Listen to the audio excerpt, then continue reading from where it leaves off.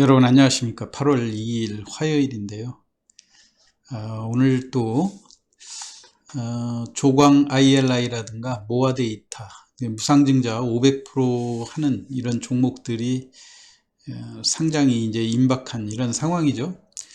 그렇기 때문에 이런 종목들 과연 그 바닥이 어딜까, 또 바닥을 확인하는 이런 그 분석에 대해서 제가 경험적으로 증권시장에서 우리가 이런 종목들을 매매할 때, 근데 뭐 저도 현장에서 지금 그 조광 같은 경우 또 마찬가지로 모아데이터도 그렇고요, 무상증자를 그 받아놓은 그런 그 투자자분들이 매도 타이밍을 그 노리고 있는 그런 상황이어서 과연 지금 시장에서 이런 그 무상증자의 종목들을 어떻게 매매하시는 것이 좋은지 또 한 번 말씀을 드리는데요.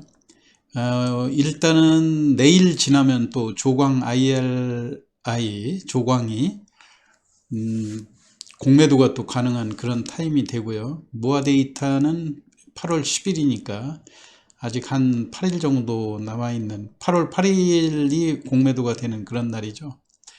우선 제일 먼저 8월 1일 날 상장했던 K옥션 같은 경우, 지금 그 주식이 과도하게 우리가 하락됐다고 생각하는데 곧바로 반등을 하지 못하고 있지 않습니까? 지금 7,000원까지.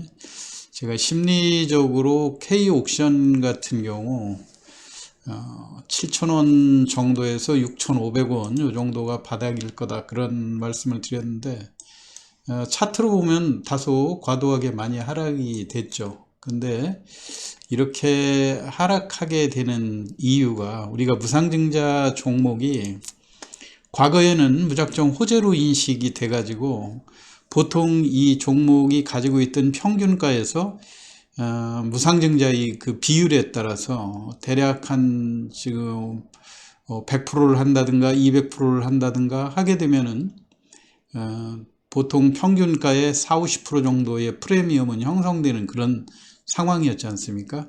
근데 지금은 오히려 그 무상증자가 단기적으로 시세에 부담이 되고 물량이 이제 커지니까 부담이 되는 이런 상황이기 때문에 다시 과거로 되돌아가서 무상증자가 없었을 때 이 회사의 종목이 어디가 바닥이었고 거기서부터 어떻게 반등을 했었는가, 이거를 되돌이켜 보면 바닥을 찾기가 쉽겠죠. 그래서 우리가 지금 차트를 보게 되면 차트는 과도하게 많이 하락이 돼 있는데 대부분 이 차트들이 권리락을 감안한 시세로 이렇게 형성을 해 놨기 때문에 여러분들이 진짜 바닥을 확인하기 위해서는 차트보다는 4주간 시세를 보시고 판단을 하는 게 훨씬 편할 수가 있습니다. 그래서 우리가 그 대략 그 K옥션 같은 경우 증자로 인해서, 무상증자로 인해서 주가가 곧바로 반등하기 시작했던 게 6월 21일, 22일 요때 아니었습니까? 그때 이제 2만 원대, 그 증자 이전에 증자 가능성이 거론되지 않을 때 6월 20일에 보면 19,500원 저점, 일시적으로 2만 원을 깨는 그런 저점들이 있었죠. 그렇다면 결국은 그 K옥션 같은 경우 반등했던 가격대가 대략 2만 원이다, 이렇게 볼 수가 있는 거죠. 그래서 2만 원에 결국은 그 무상증자 2만 원에 그 200%를 한 그 권리락을 계산을 해보면 3으로 나눠야 되겠죠. 2만 원에 3으로 나누면 대략 6,800원 정도.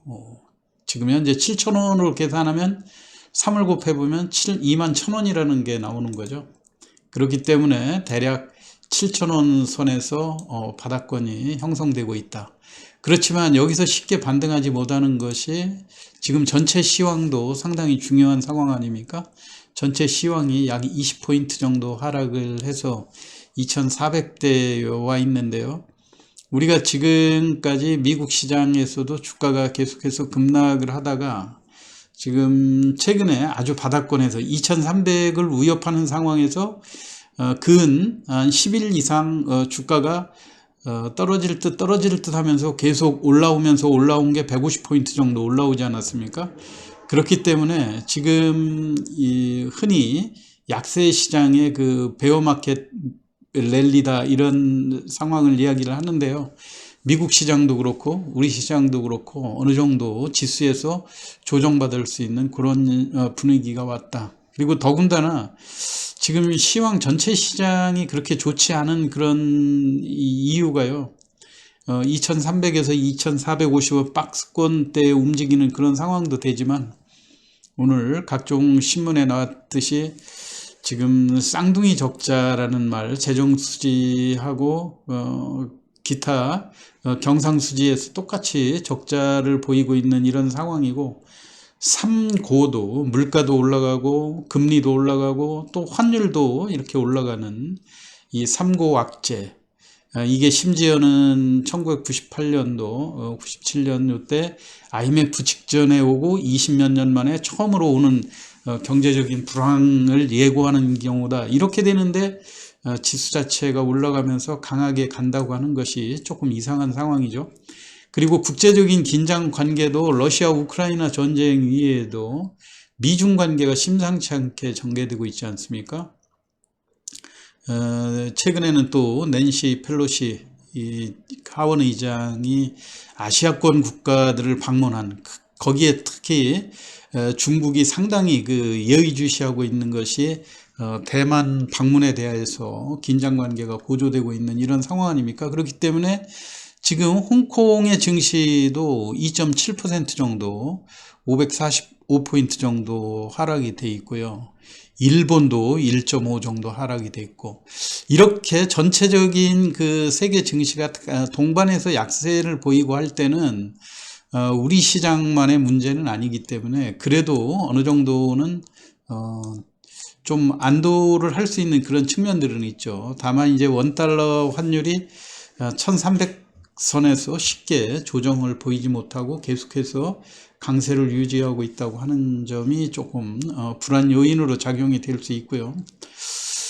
K옥션 같은 경우 지금 이야기가 전체 시황으로 약간 좀 벗어난 측면들은 있는데, 두 번째로 실리콘2가 오늘 상장이 되지 않았습니까? 또 마찬가지로 실리콘2도 지금 우리가 시세로 보면 4주간 시세라든가 지금 한 보름 이상 플러스가 난 적이 없을 정도로 권리락한 다음에 지속적으로 약세이고요. 그 다음에 3,000원 정도를 마지노선으로 봤는데도 불구하고 공매도가 가능했던 이틀 전부터 주가가 연속해서 오늘 상장일에 대부분 바닥을 찍고 반등하는 게 과거의 기본이었는데요. 오늘 같은 날은 여기에서도 추가적으로 하락을 하기 때문에 진정한 바닥은 아직 확인되지 않았다.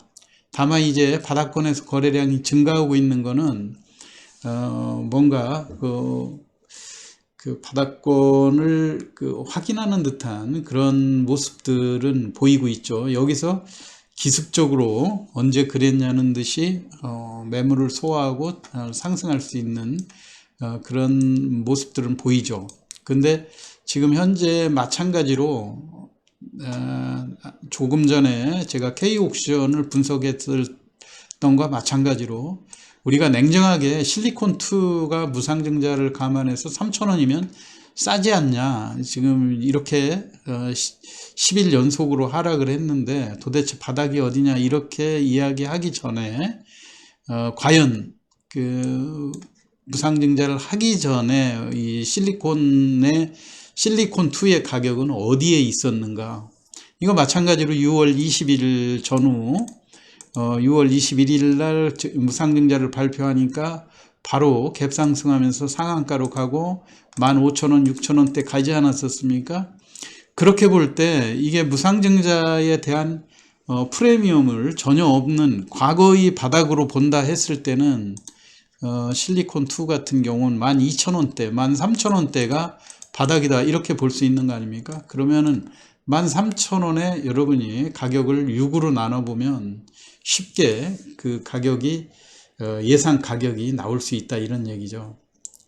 그렇기 때문에 실리콘2도 오늘 물량이 완전 출회된 이런 시점에서도 약세를 면치 못하고 있다, 이런 이야기고요. 두 번째, 이제 내일이면 제일 중요한 거는 이제 조광 IRI가 내일 바로 또 공매도가 되지 않습니까? 그래서 혹시 무상증자를 안 받아놓고, 이제 무상증자 받으신 분이 이 본주를 아직 매도 안 하고 그냥 들고 있는 사람들은 거의 없으시겠죠. 그런데 혹시라도 매도 타이밍을 놓쳐서 들고 계신 분이라고 한다면, 우리가 경험상으로 지금 실리콘2에서도 봤고요. 공매도가 가능할 때 주가가 이전에 많이 하락했다 하더라도 16%, 15%이 하락하는 거를 또 역시 K옥션에서도 마찬가지고요. 이런 것들을 봤었으니까 여러분들도 조광 IRI 같은 경우 무상증자 받으신 분은 내일 5배가 넘는 주식이 들어오는데 내일 매도할 수 있는데, 굳이 지금 이 종목을 가지고 계시면서 내일 공매도로 인해서 주가를 또 급락하는 걸 당할 이유가 없지 않느냐, 이런 얘기예요. 근데 조광 ILI 같은 경우도요, 아까 그런 개념으로 제가 분석을 해보면 대략 조광 ILI 같은 경우 무상증자를 하기 전 그 시세 대략 한 10,000원 정도가 바닥권이었었죠. 근데 이게 6월 15일 날 8,200원에서 무상증자가 장 끝나고 공시가 나왔고 곧바로 상한가에 1,650원에 1차 상한가에 매물 없이 바로 상한가가 들어갔죠. 그리고 두 번째 상한가가 13,150원에 약 23% 정도에 끝났는데 이때 1,700만 주가 거래됐단 말이에요. 그래서 조광 같은 경우 여러분들이 물론 이 중에 10,000원까지 하락을 했다가 중간에 15,000원까지 또 반등하는 그런 사례들이 있었지만은요, 조광 같은 경우 가장 비싸게 사서 현재 들고 있는 사람들이다, 이렇게 분석을 할 때 13,000원대를 볼 수가 있는 거거든요.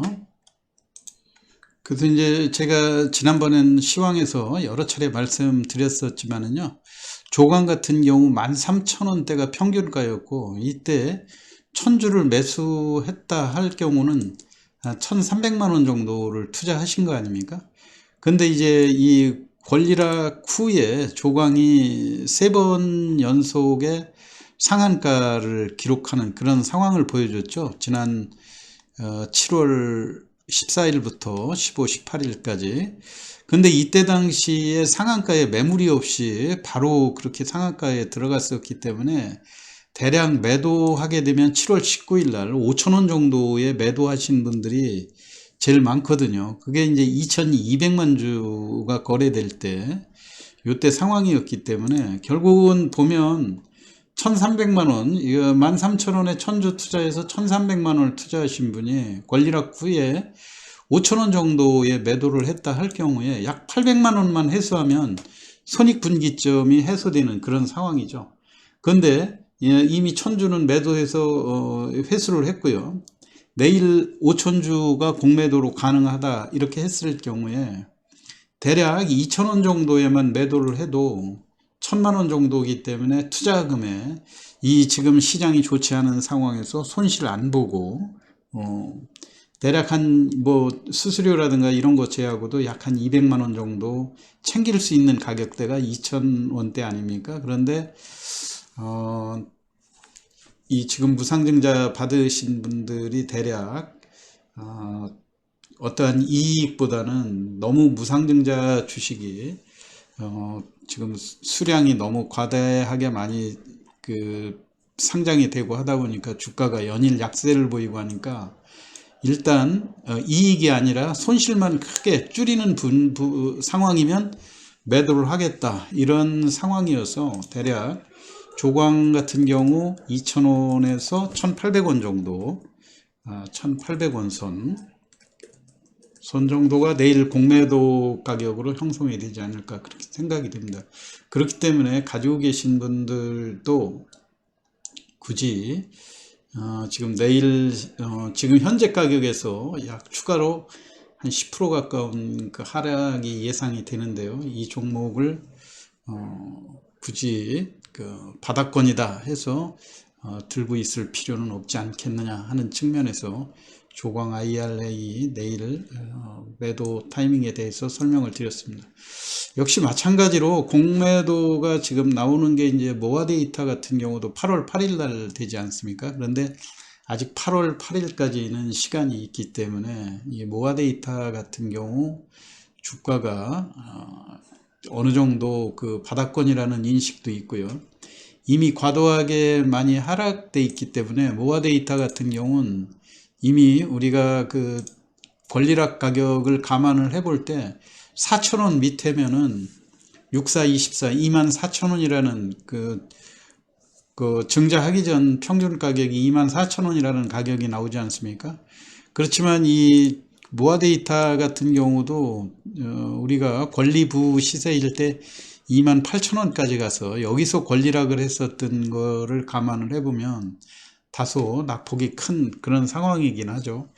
그렇지만 아까 조광 IRI나 이런 식으로 무상증자의 프리미엄을 감안하지 않았을 때의 모아 데이터의 가격을 비교를 해보면 조금 더 모아 데이터 같은 경우도 4,000원을 유지하기는 조금 버겁지 않겠는가 이런 생각입니다. 여러분들 요즘 잘 참고하셔가지고요. 무상증자 종목들에 대한 매매에 활용하시길 바랍니다. 오늘 시황 장중에 여러분들이 내일 매매에 대비하기 위해서 장중에 간략히 설명을 드렸습니다. 참고하시기 바라고요. 오늘 시황 마치겠습니다. 감사합니다.